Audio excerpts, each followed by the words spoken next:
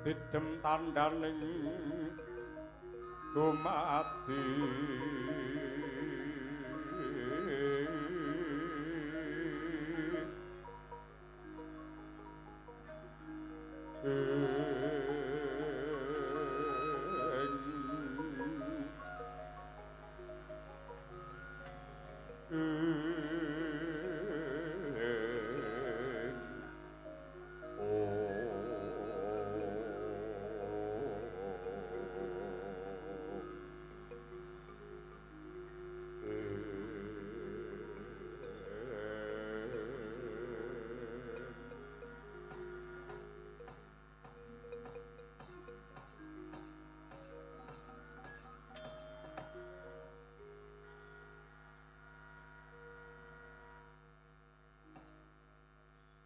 Iwang Suksmadi nuwih uga paring pepayung pring panjenenganing sun satemah babar pepadanganing jagat Ngamarta.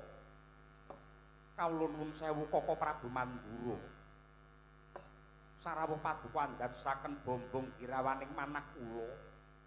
Kalilan kula ngaturaken pambagi panakrami kunjuk wonten ngarsa paduka Jeng Koko Prabu Mandura. Waladala. Ya jagat ya dewa ya Bathara inggih Yayi. Sanget anggen kula nampi dening ngantos semanten sih kadarman sarta pakurmatan ingkang paduka paringaken dumateng ingkang Raka ing Mandura dasaripun. Wilujeng Niskala niring sambika anggen kula sowan boten langkung sembah lan ugi taklimipun ingkang Raka Mandura kunjuk wonten ngarsa paduka Yayi Prabu Darma Kusuma. Kawula nun inggih Koko Prabu Mandura Burawalan anggen kula mundi tinampi tangan kula kalih mugi amimbuhi dumateng kasantosan lair batos. Mboten langkung monggo kula dherekaken lenggah ingkang kanthi merdika Koko Prabu Mandura. Matur nuwun Yayi. Pangraos boten kirang sekeca anggen kula ngabiyantar wonten ngarsa paduka Yayi Prabu Puntadewa. Koko Prabu. Bingahing manah kula prasasat kejugrukan ukir sari kabladaran samudra madu. Dinire palungguhan samangke paduka kepareng nyarirani pribadi rawuh wonten setinggil Binatarata negari Ngamarta. Mboten langkung kula ngaturaken panuwun ingkang tanpa upami Koko Prabu. Yayi. Anggen kula sowan wonten ing Pendopo Agung negari Ngamarta wiwit bidhal saking Mandura kadhi kula jangkau sepisan dadi karana kejawi kula menika nderekaken dawuhing utusaning Gusti ingkang pungkasan ingkang suraosipun sok-sapa menungsa sing gelem nyambung kekadangan, nyambung memitran lan uga nyambung paseduluran ing mriku badhe dipun paringi nenggih wujudipun rejeki ingkang barokah, umur ingkang panjang. Menika panyuwun kula Yayi. Lah, dene ingkang angka kalih, nuwun sewu. Negari Ngamarta tumraping Baladewa kaliyan negari Mandura menika mboten wonten bentenipun. Ngamarta ya Mandura, Mandura ya Ngamarta. Ingkang tegesipun menawi kadang kula para Pandhawa ngraosaken kamulyan, kamukten lan kawibawan tartamtu ingkang Raka Mandura ugi ngraosaken bagya mulya kosok mangsulipun.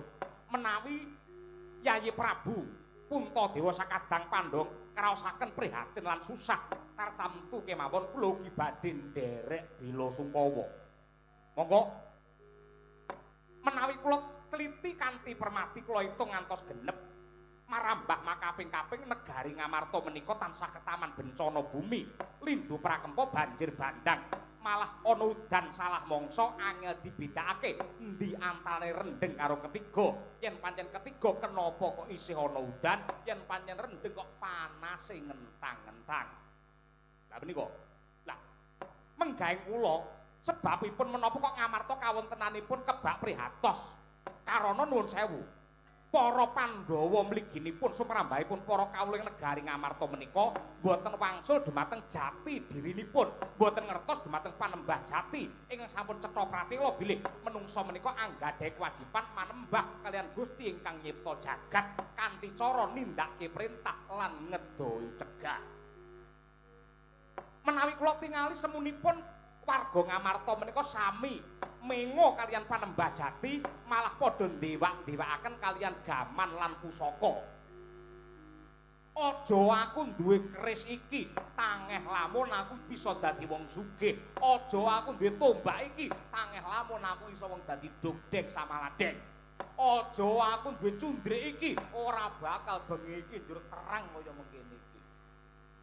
Anggere ning tembung aja niku cetha lamun to ngiwakaken panembah kalian Gusti ingkang akarya jagat. Ampun klentu lho, Di. Sedaya pusaka menika piranti menika namung lantaran ingkang nemtokaken banger bacin abang ijo butek bening tumraping jagat saisinipun tetep Gusti ingkang nyipta jagat. Mila ampun ngantos banget anggenipun dewak-dewakaken kalian pusaka. Dewak-dewakaken kalian gaman. Mongko manut pangandikanipun para Brahmana Resi, dosa sing ora bakal antuk pangapura, dosa ingkang abot banget menika menawi ngantos boten gelem manembah kalian Gusti banjur nyembah pusaka kayu watu lan sak pepadane. Mongko kula ngertos. Para Pandhawa menika anggenipun mundi-mundi lan ngaji-aji jimat